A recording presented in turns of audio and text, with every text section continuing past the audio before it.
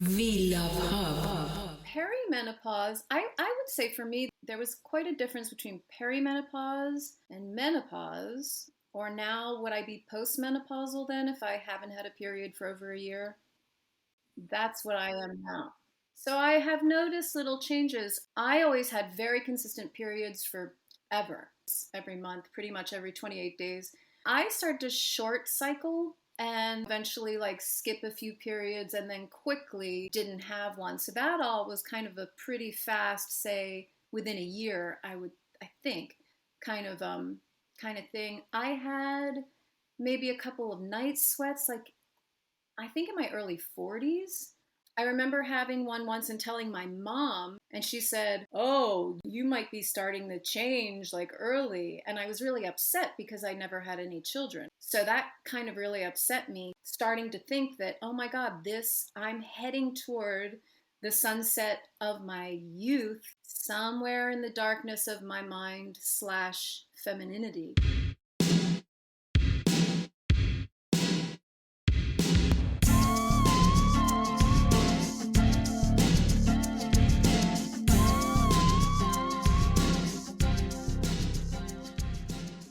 Hi, everybody. Welcome back, V lovers, to episode 3 of V Love Hub, which I hope you guys all know by now is a podcast about menopause. I'm Sue Delara. I'm Ann Katari. And I'm Judy DeMello. On today's episode, we're going to discuss one of life's rather rude surprises that kind of sneaks up on us women, usually in our 40s or so. This would be the unwanted intruder called perimenopause. Knock, knock. Who's there? Perry? Mr. Perimenopause! Oh my God, get out of here. Well, What treasures do you bring? no treasures, nothing good, I'm afraid. But, at some point, we will meet Mr. Perimenopause. Actually, back in those days, I'm just going to throw this out there, in my early 40s, I would have possibly welcomed Mr. Perimenopause. Well, we won't get into that right now, Sue. So let's just move on. And I want to say that because perimenopause is so confusing for so many people and so underreported, that I think in our last episode, Dr. Tara Allman did a really terrific job in giving us this very scientific overview of the entire menopause event. I particularly loved her analogy of menopause being the time at which our ovaries enter retirement after serving us for such a long stretch. Yeah, she was really helpful in making sense of this confusing time. I mean, there's so much conflicting information out there on how to navigate through the symptoms and all the treatments. Even gynecologists aren't always prepared with the right tools to treat women going through perimenopause. I mean, no wonder we're so confused. And then throw in all the negative cultural baggage around women aging and being past their reproductive years and no longer fertile. God, it makes you feel like a cow, like you're only put on this earth to breed, and once that's done, well, it's time to be put out to pasture. I'm so over it. I mean, we really need to change the narrative here. Luckily, though, times are changing, and more women like us here on the Hub are saying no more shame and secrecy. We're not going to suffer in silence. We need more options. We need clarity. We need up-to-date medical advice. And we need a cultural shift in how society views menopause. So, with that in mind, Judy recently spoke to Dr. Shahzadi Harper, a perimenopause specialist in London and a doctor who's really making waves in this more feminist approach to menopause. And what I loved about this interview, Judy, that you had with Dr. Harper is that she offered not just a doctor's perspective on this midlife change, but her own experiences of getting on this crazy hormonal and emotional roller coaster. So I think what she says could be very helpful to women who are just starting to enter perimenopause.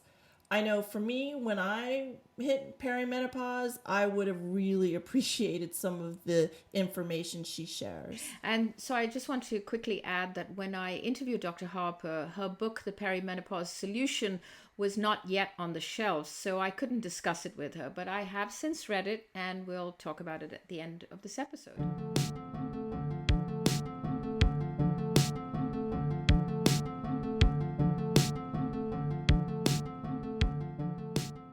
I'm Dr. Shahzadi Harper, and I've been a doctor now for sort of over 25 years, more sort of in general practice, family medicine. But in the last sort of 5 to 7 years, really honed into women of perimenopausal and menopausal age, because I really didn't think that medicine was catering for them or the healthcare system was catering for them. I used to see a lot of women coming in over the age of 40, kind of lost, having numerous symptoms, not really knowing what was going on with them, feeling a bit like they'd lost their identity. And I really wanted to be that doctor that helped to join the dots for them. And I think a lot of women at this point in their life start to feel invisible, start to lose their confidence, feel that they're unattractive, not sexy. And I was single at the time. So I thought, I don't really want to lose myself during this phase. And I thought there must be a better way of doing this. And I wanted to be that doctor that sort of brought it to the forefront, because we've got a lot of living to do yet. We've got the average age of menopause is 51. Life expectancy can go into our 80s, into our 90s. So almost half of our life can be lived post-menopause. And do you find, since you've started this focus on menopause, do you find that women are really ready right now to and are receptive to learning more about menopause? I think they are. In the last year, probably 3 to 4 months into the pandemic, I've seen a real surge in women wanting to find out more, realizing that life's not over, that they can still live a very fulfilled life. I mean, each one of us has our own different journey, but that doesn't mean to say that even though it can be a bit of a windy path, that we can still have a positive outcome. How old were you when you first knew about menopause or knew about what you might be going through? So I suppose you always know the word menopause because of being a doctor, but I think maybe like a lot of people, and not just women, I think when we are younger, when we're in our 20s and 30s, it does have very negative connotations. And you think, oh, I never want to be that middle-aged menopausal woman. But for me, I think a number of things or life events collided, and it made me start to think about my hormones. My mother has dementia, which I think very much got accelerated around her hormonal transitional time. So my memory, for me, has always been one of my biggest assets. And I lost my father at the end of 2015. So it was difficult to know, is it grief? Is it hormones? Is it depression? What's going on? But I started to notice, I suppose, when I was about 45, 46, actually, that my memory wasn't as sharp as it was. I did think maybe it was more mood related, tiredness related. My joints were starting to ache. And I thought maybe I'm just getting a bit old. But I suppose for me, it was around that time, 45, 46, which was about sort of 4 or 5 years ago, that I started to notice that there were changes going on in my body. And even it took me a little bit of time to connect the dots for myself. Because I think, as with many other women, we often think of that menopausal woman as being much older. It can't possibly be me. Why do you think there is that we have this huge taboo around menopause? I think because it signifies the end of fertility, I think, the narrative on menopause has always been quite negative. Grumpy women, irritable women, moody women, hot flushes or hot flashes, as you say it over there. And I think that it's associated with that being unsexy, dry, past it image. And I think perpetuated by media, it's perpetuated, I think, by men. I think they've created this narrative. So I think that's why there's a lot of taboo around it, to sort of say that you are a woman in perimenopause and menopause. I think people might see you in a negative light or find her unattractive. So I think, people don't talk about it openly. And because we don't talk about it openly, even though every single woman goes through this throughout her life at some point, whether or not she has children or not, every woman goes through this stage of life. I think, we just kind of brush it under the carpet and hope that nobody will notice. Yeah, it's so true. And I think in the US, I've found that it's such a youth focused culture. It's all about being young, that I think menopausal women definitely get swept under the carpet. I don't think it's just US. I think in a lot of Western world, it is very much a youth-focused culture. Whereas I think, you go into societies like Chinese or Southeast Asian, where a woman coming of this age becomes a wise woman, an experienced woman, an elder in the community. No, that's true. How old do you think young or children should be, boys and girls should be when you start talking to them about menopause? Well, I know here in the UK, since the last school year, we've been talking about teaching it within schools as part of the sort of social curriculums. When you're learning in biology about the reproductive cycle, we need to know about all the stages of the hormonal cycle. And this is one of the stages. And I think it should be taught in secondary schools along with sex education. People are told about how not to have babies, contraception, about fertility. But we also need to be taught about this hormonal stage, and not to be taught it in a negative way, and just say, this is a stage, this is what can happen, this is how long it can last. You're not going crazy as a woman when you're going through this stage, and you're not alone. And I think that's why it's important women talk about it. I love the fact that Salma Hayek has spoken up about her menopause and talked about the fact that women sexiness should not be judged on her fertility, and menopause doesn't mean the end of sexiness. And I'm very much with her on that. In fact, I probably feel the sexiest that I felt in all my life, actually. Yeah, you look sexy. That's how I feel about it. But I think it's about knowing, understanding, and also valuing yourself. And I think as women, sometimes at this point, we can enter into quite a dark zone. I remember reading Milan Kundera's book Identity. This woman was walking down the street and she said, men don't look at me anymore. And I remember thinking, well, what does she mean by that? But I now understand what she means by that. She feels invisible. And we just need to know how we manage this stage in our lives, and how we can. It's not an easy stage, but I'm saying how we can, use supplements and hormones and exercise, and how actually I think that this point in our lives is a really good point to sort of grab the bull by the horns and really look at our own health and wellness and well-being for the future. Well, to that point, where do you stand on HRT, hormone replacement therapy? So I kind of think of it as more as hormone supplement therapy, because I think it's about adding back a bit of hormone, topping up. I'm very much about sort of looking at the benefits versus the risks for each individual woman.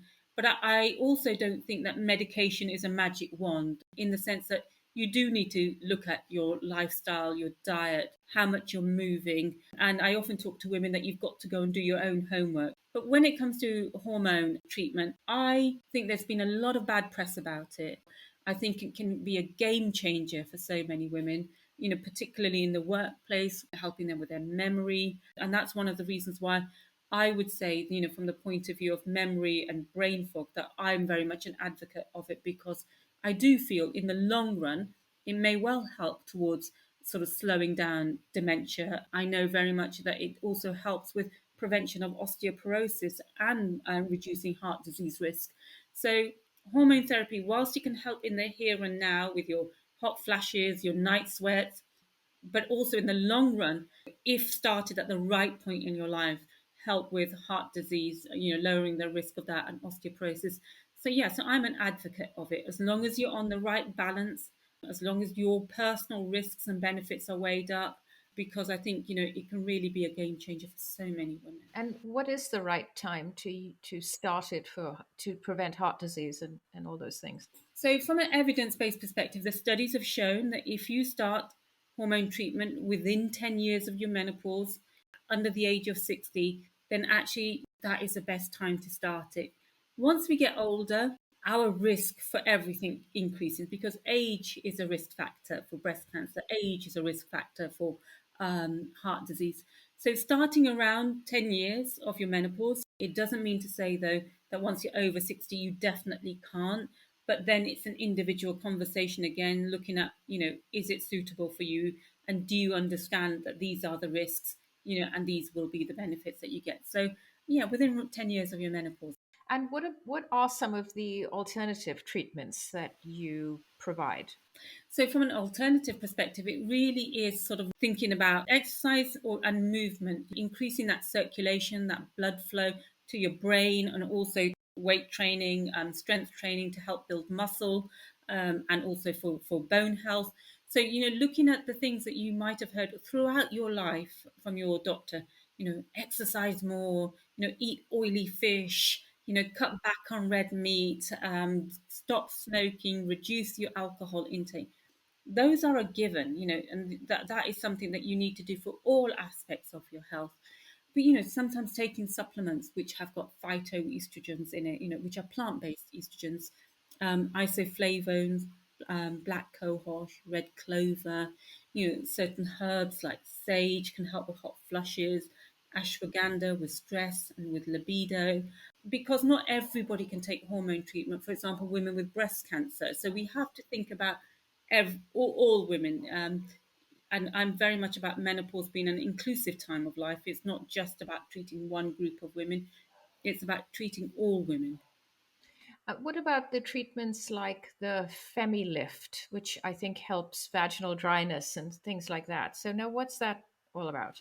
Yeah, that is something that I have in my clinic, and one of the reasons for getting it in was because women with breast cancer who can't take hormones like estrogen, and also breast cancer treatment, one of the sort of very major side effects can be dryness. So vaginal dryness is something that I would say 2/3 of women experience. That's because of the decline in estrogen, making the sort of vaginal environment, thinning the walls of the vagina, and it can cause the vaginal walls to actually contract, can make your vagina shrink and shorten. It's laser treatment, so it helps to. It's the same kind of laser treatment that we have used for a number of years on facial rejuvenation, which what we're doing is stimulating the collagen, the elastin, the lubrication cells within the vaginal walls by a carbon dioxide laser and thermal heating. So it helps to boost the sort of plumpness of the vaginal walls and help to support the pelvic floor, because one of the other symptoms that you can get with decline in hormones is that your pelvic floor muscles are not as supportive. So you might find that when you cough, you sneeze, you might leak urine, and especially if you've had children as well. I remember when I was going through perimenopause and I was at a gynecologist checkup, and when we were talking about sexual health and well-being, and she said to me, she used the phrase, well, you've got to use it or lose it. And since then, of course, I've done a lot of research and read some books, and I've come to believe that that phrase is a horribly outdated and patriarchal way of saying that we need the penis to keep the vagina happy, which is not actually correct. There's a doctor here, Dr. Jen Gunther, who has written a lot about menopause, and I love what she says in one of her books. She said, it's a penis, not a magical wand. I do say use it or lose it, but I say you don't need a penis for it. You definitely don't. It's about having an orgasm, because an orgasm helps to stimulate the blood flow. I very much advocate to women go away and do it on their own. It's about self care. It's about rediscovering yourself. It's about connecting your mind and your body together. But you don't need a penis for an orgasm. Yes, I can see where she's coming from, but I'm totally the opposite, in the sense I'm very much about sort of female empowerment and saying you don't need a penis for it. You can do it. You can do it on your own. So it's really about keeping orgasms alive. And so that helps to stimulate the blood flow to the vaginal tissue and all of those things. But now orgasms sort of decline around this age as well, right? So again, because we talk about vaginal dryness because of drop in estrogen, but the drop in estrogen also affects our external genitalia, so our labia and our clitoris. So you can get clitoral shrinkage. So what we need to do is to keep the external environment sort of alive, if you like, and sometimes some estrogen cream or some vaginal moisturizer.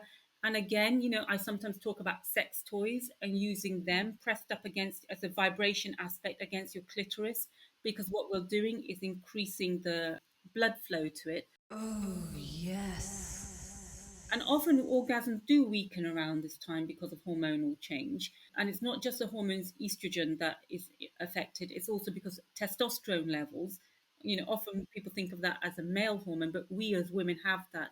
And that helps with libido and energy, because that can decline. And that's why If you're not on hormone treatment, things like exercise and boosting your muscle and your strength is important to naturally boost your own body's testosterone levels.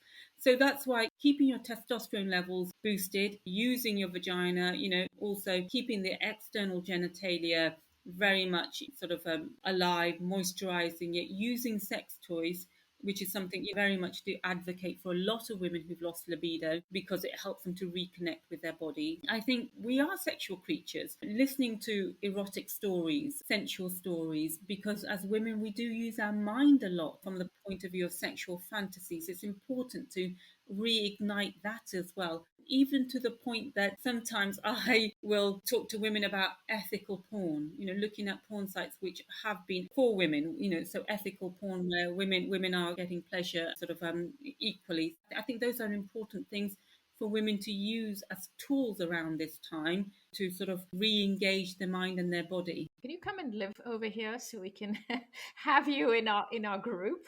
It's amazing. I mean, I have to say, we're always learning. I think this is something, and that's why, without sounding cheesy or corny, it's almost about loving yourself again before anybody else. And I think the other thing I help teach women at this point is to self-prioritize.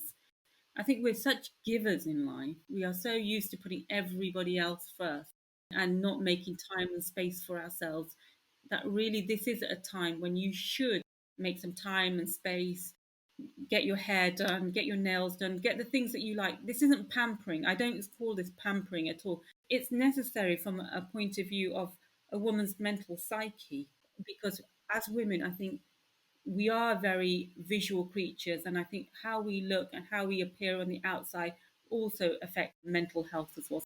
Well, I think we've covered a huge range of topics, and it's just been so enlightening and so wonderful to be able to speak about this subject so openly.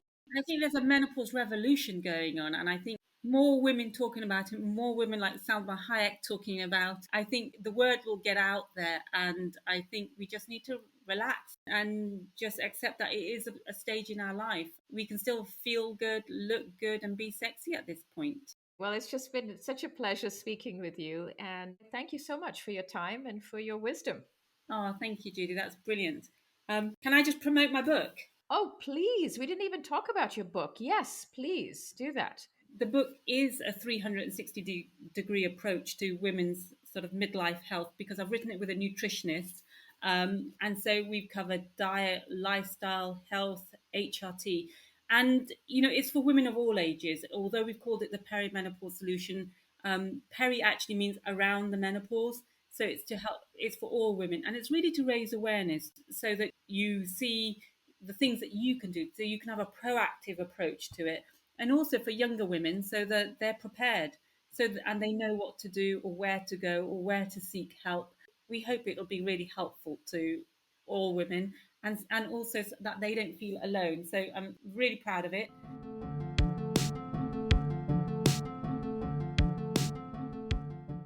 I really found her to be so relatable and personable, and I just love her rallying cry that life is not over after menopause, that we are still sexual and sexy creatures. Oh my God, of course. Totally, I agree. I love that she advocates for sex toys. Of course. So I also got her book. I'm going to start it soon. So what did you think of her book?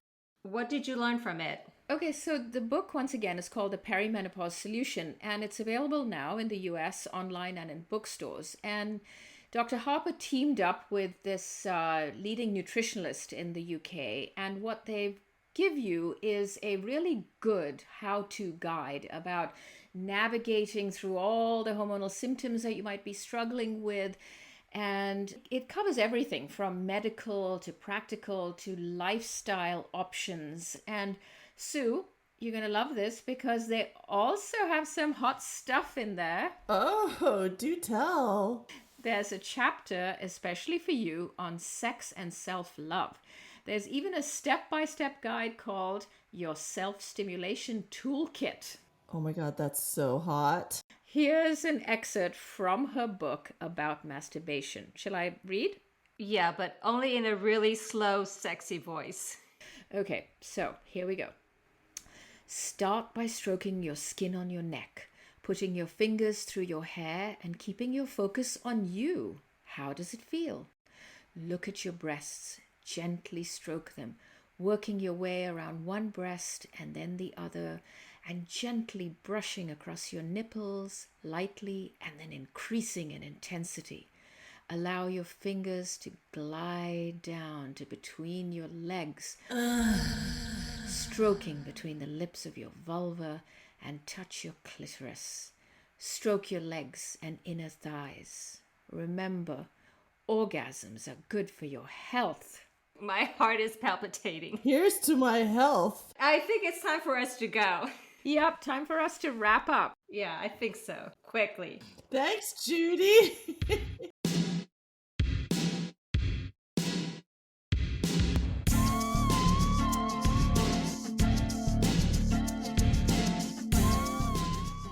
Love Hub is written and produced by Judy DeMello, Ann Katari, and Sue Delara.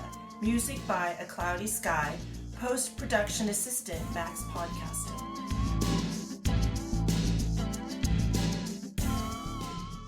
Please subscribe to our show wherever you download your pods.